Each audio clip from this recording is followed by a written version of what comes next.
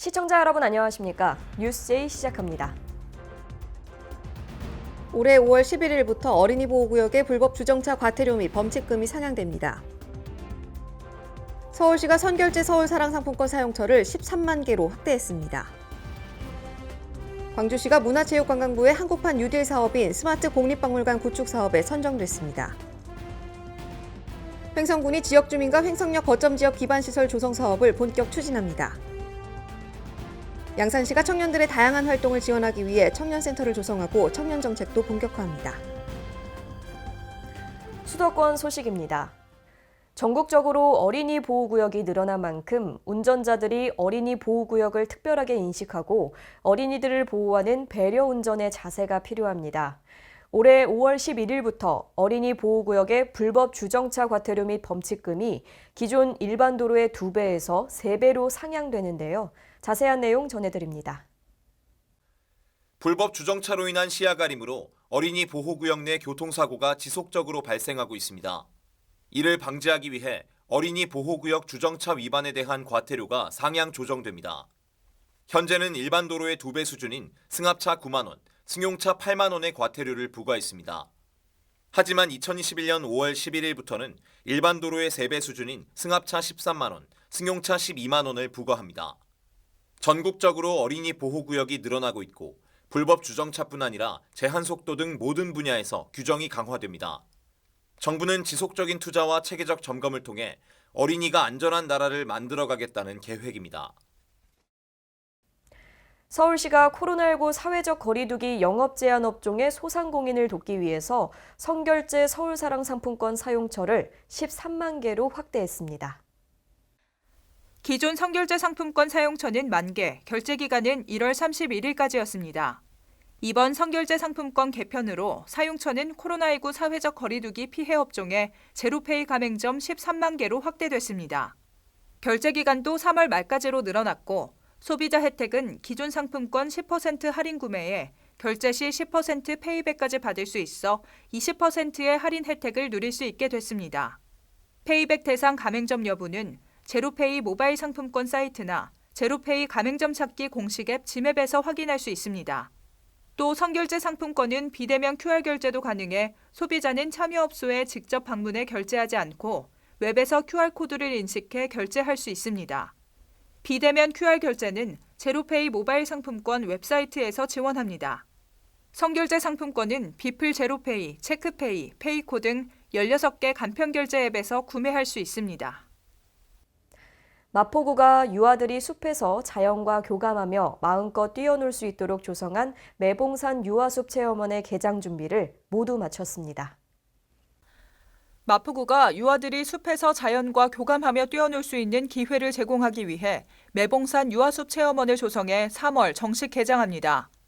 서울시로부터 사업비 2억 원을 지원받아 매봉산 속 경사가 완만한 곳에 10,000제곱미터 규모로 기존 지형과 자연 소재를 최대한 활용해 조성했으며 도심에 익숙한 어린이들이 자연을 배우고 체험하며 즐길 수 있는 시설이 구비돼 있습니다. 하늘을 나는 짚라인 마당, 숲에서 자연을 배우는 자연체험 마당, 밧줄을 이용한 놀이를 통해 창의력을 자극하는 밧줄놀이 마당, 기존 지형을 활용해 오르고 내리기가 가능한 경사놀이 마당 등 크게 4가지 주제로 나눠져 있습니다. 마포구는 신규 개장을 앞두고 유아숲 체험원 정기 프로그램에 참여할 어린이집과 유치원 총 27개소를 모집 중이며 참여자들은 3월부터 12월까지 주중 10시부터 오후 4시까지 유아숲 체험원을 이용할 수 있습니다. 또한 유아숲 지도사 1명을 상시 배치해 낙엽, 꽃 등 자연 속에서 볼거리를 찾는 숲속 생태 관찰, 자연물을 이용한 만들기 등 다양한 교육 프로그램을 진행할 예정입니다. 의왕시는 지난 2일 의왕 시니어클럽과 아름채 노인복지관, 사랑채 노인복지관이 참여하는 스마트 기억 이음 교실과 업무 협약을 체결했습니다. 스마트 이음 교실은 노인 일자리 사업을 통해 스마트폰과 SNS 활용 교육을 이수한 스마트 매니저가 각 반의 담임이 돼 비대면으로 진행하는 치매 예방 교육 프로그램입니다. 이번 협약에 따라 치매안심센터는 사전 사후 인지선별검사와 평가교육 프로그램을 제공하고 시니어클럽은 스마트 매니저 양성과 행정 분야의 지원을 맡고 아름채와 사랑채 노인복지관은 교육 대상자 모집을 맡습니다. 3월 중순 교육 시작에 앞서 대상자 모집과 1:1 인지선별 검사, 스마트폰 사용법, 프로그램 운영 계획 등에 대한 시니어 클럽의 각 반 담임인 스마트 매니저와의 설명회를 가질 예정입니다. 김상돈 시장은 이번 협약을 통해 어르신들의 두뇌 건강과 인지 능력 향상이 기대된다고 밝히며 의왕시가 대표적인 치매 안심 도시로 발돋움하는 기회가 되길 바란다고 말했습니다.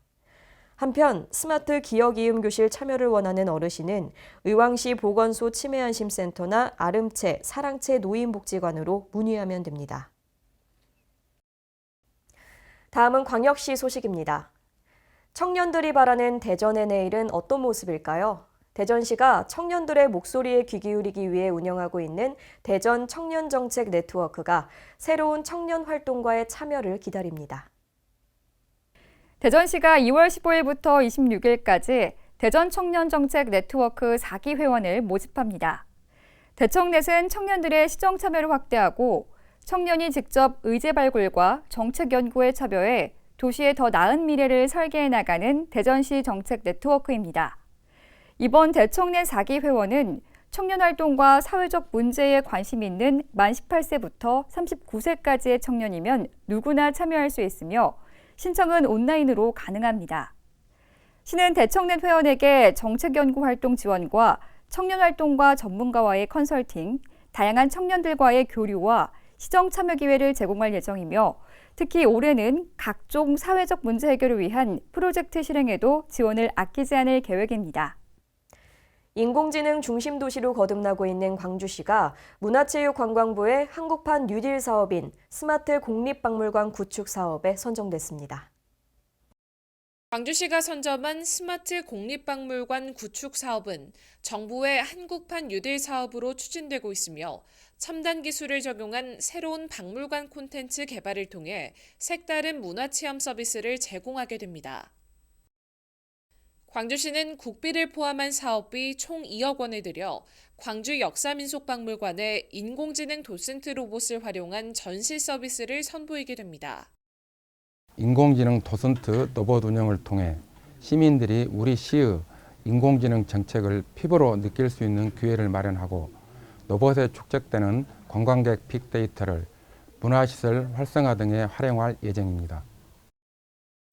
특히 관람객 동행 전시 해설을 담당할 인공지능 도슨트 로봇에는 안면 인식 및 심층기계 학습을 통한 개인 맞춤형 전시 해설 기능을 탑재하는 등 기존의 전시 안내 로봇의 한계를 보완할 계획입니다. 이어서 강원도 소식입니다. 2021 평창 평화포럼이 2월 9일을 끝으로 막을 내렸습니다. 평창 평화포럼은 올해로 제3회를 맞아 세계 지도자급 인사와 평화 전문가들이 함께 논의한 글로벌 포럼인데요. 평화에 대해서 한 발 더 다가서는 계기가 됐습니다. 강원도와 평창군 코이카가 주최하고 2018 평창기념재단이 주관하는 2021 평창 평화포럼이 2월 9일로 마무리됐습니다. 평창 동계올림픽 3주년을 맞춰 알펜시아 컨벤션 센터에서 개최됐는데요. 이번 포럼은 온오프라인을 동시에 진행하는 하이브리드 행사였습니다. 평화, 지금 이곳에서라는 슬로건과 함께 평화 뉴딜의 대주제 아래 펼쳐진 이번 포럼은 코로나19 위기 상황 속에서도 새로운 도전과 기회에 대해 논의했습니다. 평창 평화 정신을 되살려 한반도 평화 프로세스와 국제사회 공조가 다시 힘차게 출발하는 계기가 됐습니다. 이번 포럼은 세계 유일 분단도인 강원도에서 펼쳐져 지구촌 평화에 뜻깊은 의미를 남겼습니다. 2021 평창 평화 포럼이 아주 철저한 방역 아래서 안전하게 개최가 됐습니다. 특히 이번 포럼에서는 남북 축산 교류와 스포츠 과학에 대한 평창군 주최 세션이 개최되어서 많은 이목을 끌었습니다. 지방정부와 시민사회, 공공기관과 더불어 국제기구가 한자리에 모여 지난 한 해를 돌이켜보며 새해 의제와 과제를 점검하는 시간을 가졌습니다. 특히 평화올림픽의 대명사인 평창의 의미를 살려 평화 플랫폼으로 자리매김하는 것을 목표로 이번 포럼을 진행했습니다. 포럼은 스포츠 세션을 포함한 총 5가지 핵심 의제로 진행됐으며 경제, 스포츠, DMZ 평화지대, UN 지속가능한 발전 목표와 공공외교로 이뤄져 세션이 진행됐습니다. 평화 뉴딜이라는 대주제 아래 핵심 의제들 하나하나 그 의미와 실천 방안을 나눴습니다. So we're here participating in the Peace Forum because all of our athletes that are in the Sliding Champions program, we thought it'd be very educational to be here and to get some experience with some of the ideas and the plans that South Korea and the rest of the world have to promote peace. So it's really interesting, learning the history, learning the culture, and yeah, it's been an amazing experience. 특히 스포츠 세션에서는 평화 증진의 매개로서의 스포츠 사례와 교류 방안을 모색했습니다. 2024 강원 동계 청소년 올림픽을 앞두고 남북 공동 개최의 가능성을 열어두고 있습니다. 스포츠를 통한 평화 실천 방안과 함께 스포츠 산업 발전에 미치는 영향과 동계 스포츠 과학센터 설립의 필요성을 논의했습니다. So yeah, the 2024 Youth Olympics, I hope it's going to be successful. Obviously it's going to be held here in Gangwon Province, and there's the opportunity for sport to bring together athletes and the two nations, the two Koreas. So hopefully, we'll be able to use that avenue to promote peace as well, and to educate the next generation that we should be spreading some love, spreading some peace, and we can all get along if we want to. 2021 평창 평화 포럼은 ICT 기술을 활용한 온오프라인 하이브리드 형식의 포럼으로 더 많은 사람들이 함께할 수 있었습니다. 포스트 코로나 시대를 기회로 만들어 한반도와 세계 평화 이슈를 논의했습니다. 논의 결과물들을 구체적으로 실현할 수 있도록 국제사회가 지속적인 지지와 관심을 갖길 바랍니다. 이번 포럼을 시작으로 평화의 플랫폼으로서 더 큰 영향력을 미칠 수 있는 다음 평창 평화 포럼을 기대해 주시길 바랍니다. 2021 평창 평화 포럼에 참석해 주신 모든 분들께 감사드리고 내년도 평창 평화 포럼에서 다시 만나 뵙길 기대하면서 많은 성원과 관심을 부탁드리겠습니다. 대한민국 최초로 개최한 평창 동계올림픽을 떠올리면 감동의 물결이 여전히 생생하게 전해지곤 하는데요. 이제는 그 영광의 순간을 평창 올림픽 기념관에서 간직할 수 있게 됐습니다. 2018 평창 동계올림픽의 감동과 영광의 순간을 다시 한번 느낄 수 있는 평창올림픽 기념관이 문을 열었습니다.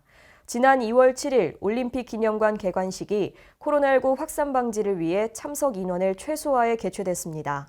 50억 원을 투입해 평창올림픽 개폐 회식장을 리모델링한 기념관은 지상 3층의 규모로 조성됐습니다. 상설 전시실, 세미나실, 뮤지엄숍, 옥상 전망대 등을 갖췄습니다. 전시 공간은 올림픽의 순간들이라는 큰 주제로 동계올림픽의 역사와 2018 평창 동계올림픽, 패럴림픽의 이해, 올림픽 유치 여정, 하나된 열정, 그 겨울의 강원도 등 4개로 구성해 당시의 현장감과 추억, 감동을 느낄 수 있습니다. 특히 역대 동계올림픽 기념 메달과 성화봉 모형 등 800여 점의 기념품을 전시해 기억될 수 있는 공간으로 꾸몄습니다. 또한 청룡, 백호, 현무, 주작 등 대형 유물과 조형물 포토존을 마련했으며 누구나 무료 관람이 가능합니다. 평창군이 영농 시기에 맞춰 농업 경영체에 등록된 농작물 재배 필지 소유 농가를 대상으로 유기질 비료를 공급하겠다고 밝혔습니다. 평창군은 영농 시기에 맞춰 농업 경영체에 등록된 농작물 재배 필지를 소유한 3,982개 농가를 대상으로 47,342톤의 유기질 비료를 공급합니다. 농업 경영체에 등록된 필지를 소유하면서 당초 사업을 신청하지 못한 농업인은 1월 중 군비 자체 사업 2차 추가 신청을 통해 확정됐으며 살포 희망 시기에 맞춰 적기 공급으로 올해도 영농에 차질이 없도록 할 계획입니다. 공급은 지역 농협을 통해 2월 중순부터 실시하며 농가에서 신청 시 희망한 해당 지역 농협에서 일괄 공급하므로 영농기 이전에 인수받아 살포하면 됩니다. 횡성군이 지역 주민과 역사 이용객에게 관광과 문화, 휴식 공간을 제공하기 위해서 횡성역 거점 지역 기반시설 조성 사업을 본격 추진합니다. 횡성군이 횡성역 거점 지역 기반시설 조성 사업을 추진하고 있습니다. 이번 사업은 새로운 교통 관문인 KTX 횡성 역사 주변 지역에 체계적인 기반시설을 조성하기 위한 것으로 2018년 1월 국토교통부 지역개발사업에 선정되었습니다. 횡성 역사 앞 48,829제곱미터 부지에 사업비 71억 원을 투입하여 역사광장, 주차장, 소공원, 생태공원 등을 조성하게 됩니다. 횡성구는 2020년 상반기 제반 행정 절차를 모두 완료하고 지난해 8월 공사를 착수해 올해 12월 공사를 완료할 예정입니다. 다음은 충청도 소식입니다. 충청북도는 올해 상반기 확정될 예정인 정부의 공항개발 종합계획에 청주국제공항 활성화를 위한 핵심 기반시설 확충을 반영하기 위해 총력을 기울이고 있습니다. 이 계획은 공항별 사업을 구체화해 포괄적으로 명시하는 만큼 사업이 계획에 명시돼야 추진할 수 있는 근거가 마련되는 셈입니다. 반영에 공을 들이는 사업은 중부권 거점공항으로 재도약하기 위한 행정수도 관문공항 지정과 활주로 연장, 국제선 여객터미널 독립청사 건립 등으로 청주공항과 협조해 반드시 반영될 수 있도록 최선을 다할 방침입니다. 보령시 치매안심센터가 2월 한 달을 치매 조기검진 집중의 달로 정하고 치매 조기검진 홍보에 나섰습니다. 이번 행사는 치매 극복, 코로나 극복을 주제로 진행되며 만 60세 이상의 검진자를 대상으로 방역 및 위생용품 꾸러미를 제공합니다. 한편 보령시 치매안심센터는 치매 환자 조기 발견을 위해 매년 만 60세 이상 시민을 대상으로 치매 조기검진 사업을 실시하고 있습니다. 치매 조기검진 검사 방법은 인지선별검사와 진단검사, 감별검사 등 총 3단계로 이루어지며 검진 비용은 소득 기준에 상관없이 전액 무료로 진행됩니다. 보령시는 치매 조기 발견의 중요성을 강조하며 관내 만 60세 이상 시민의 치매 검진을 독려하고 있습니다. 경상도 소식입니다. 양산시가 청년들의 다양한 활동을 지원하기 위한 거점 공간인 청년센터를 조성하고 청년 정책도 본격화합니다. 양산시 동면 석산리에 있는 도시통합관제센터 1층 유휴 공간을 리모델링해 조성되는 청년센터는 지난 12월 경남도 주관 청년터 조성사업 공모에 선정되면서 도비 2억 5천만 원, 시비 1억 5천만 원을 들여 올 하반기 개소할 계획입니다. 여기에는 자율적 모임이나 동아리, 스터디 활동이 가능한 스터디 공간, 취창업 프로그램 교육실, 세미나실 등을 갖춰 청년 간 소통을 활성화하고 청년들의 활동 거점 공간이 될 것으로 기대하고 있습니다. 이 같은 청년센터 조성을 비롯해 청년 기본 계획을 마련한 양산시는 자신만만 청년이 당당하게 꿈꾸는 양산을 청년 정책 비전으로 설정하고 3대 전략인 청년의 자립, 생활, 참여 사업에 5년간 약 200억 원의 예산을 투입할 계획입니다. 다음은 전라도 소식입니다. 여수시와 유관기관이 연계해 매주 금요일을 사랑의 플라워데이로 지정해 사무실 꽃 생활화 운동을 펼치고 있습니다. 사회적 거리두기 장기화로 학교 졸업식과 같은 행사가 취소되면서 화훼 농가의 어려움을 해결하기 위해 꽃 사주기 운동을 추진하고 있습니다. 매주 수요일까지 여수시 농업정책과로 신청하면 화훼 농가에서 재배한 안개꽃과 알스트로메리아 꽃을 매주 금요일마다 해당 기관으로 직접 배송합니다. 코로나19가 장기화되면서 소상공인 등 많은 시민들이 피해를 입고 있습니다. 이에 전주시는 모든 영업용과 산업용 상하수도 요금을 3개월간 전액 감면하기로 했습니다. 보도에 황인아 기자입니다. 전주시가 코로나19 장기화로 소상공인과 위기업종을 돕기 위해 모든 영업용과 산업용 상하수도 요금을 3개월간 전액 감면에 나섰습니다. 김승수 전주시장은 기자회견을 열어 코로나19로 피해 입은 소상공인들의 경제 안정을 돕고 정부 3차 재난지원금의 사각지대를 해소하기 위해 7개 분야 총 152억 3천만 원 규모의 전주형 3차 재난지원금을 지급한다고 밝혔습니다. 시는 이번 재난지원금으로 벼랑 끝에 서 있는 소상공인과 위기업종 종사자 약 5만 6천 명이 코로나19를 이겨낼 동력을 얻을 수 있을 것으로 기대하고 있습니다. 김승수 전주시장은 발표 직후 곧바로 지급을 시작해서 설명절 전에 지원 혜택을 받을 수 있도록 최선을 다하겠다고 말했습니다. 지금까지 전북에서 황인아였습니다. 익산시와 익산시 기독교연합회가 코로나19에 대응하기 위해 자발적인 참여와 협조에 나섰습니다. 강석훈 기자의 보도입니다. 익산시와 익산시 기독교연합회가 자발적 선제적 방역을 통한 코로나19 대응을 위해 나섰습니다. 이날 협약은 코로나19 방역의 핵심이 시민들의 자발적인 참여와 협조라는 점을 인식하고 양측이 참여하는 협의체를 주축으로 솔선수범해 코로나19에 대응하기 위해 마련됐습니다. 특히 최근 일부 교회와 IM 선교회 등에서 집단 감염이 확산됨에 따라 교회의 자발적인 사회적 거리두기 참여를 이끌 수 있는 계기가 되고 이를 통해 지역사회 내 보다 촘촘한 방역망이 구축될 것으로 기대되고 있습니다. 이번 협약을 통한 자발적 방역에는 익산시 기독교연합회에 소속된 교회 670여 곳이 참여할 예정입니다. 정원율 익산시장은 전국 최초로 진행된 이번 협약을 계기로 시민들의 방역수칙 준수가 생활화돼 지역 내 코로나19를 선제적으로 차단할 수 있길 바란다고 말했습니다. 지금까지 전북에서 강석훈이었습니다.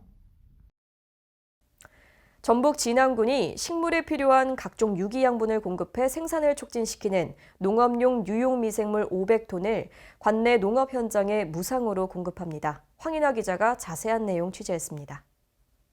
전북 진안군이 2001년에도 농업용 유용미생물 500톤을 관내 농업 현장에 무상 공급합니다. 유용미생물은 식물에 필요한 각종 유기양분을 공급하여 생장을 촉진시키고 가축의 장내에 정착해 사료의 소화와 흡수를 도와주어 생산성을 향상시키며 토양 개선, 악취 제거 등의 효과가 있습니다. 군은 미생물 활용도가 높아지고 농가 수요가 증가함에 따라 정기적으로 미생물 품질 검사도 실시할 계획입니다. 진안군 관계자는 농업미생물은 작물별 적정 시기와 사용법을 준수해 꾸준히 사용하여야 하며 특히 올해 3월부터 시행되는 퇴비 부숙도 측정 의무화 제도와 관련해 유용 미생물을 활용하면 퇴비산의 발효 촉진과 냄새 저감 효과 등이 있으니 많은 이용을 바란다고 말했습니다. 지금까지 전북에서 황인했습니다.